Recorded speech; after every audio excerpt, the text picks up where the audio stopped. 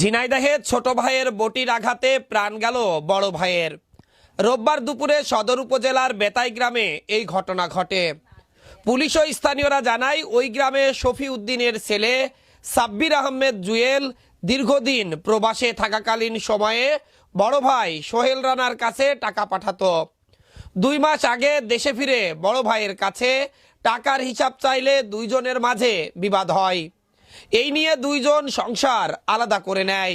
রোববার বাড়িতে থাকা রান্নার জ্বালানি নিয়ে দুই ভাইয়ের মাঝে বাকবিতণ্ডা হয়। এক পর্যায়ে ছোট ভাই জুয়েল বটি দিয়ে বড় ভাইয়ের ঘাড়ে আঘাত করে। এতে গুরুতর আহত সোহেলকে উদ্ধার করে ঝিনাইদহ সদর হাসপাতালে নেওয়ার পথেই তার মৃত্যু হয়। এই ঘটনার পর থেকেই পলাতক রয়েছে জুয়েল। আমার বাবা, আমার সোনা, আমার মধুরে, আমার দুই ভাই গন্ডগোল করে এসে আমরা ভাত খাই। আমার সোনা বড় ভাইয়ের পরে একটু রাগে না, বড় ভাই ভুলে গিয়ান, বড় ভাই কেউ মন্দ করে তার টাকা দিবেন না। সকালে লেখা ছিল বধু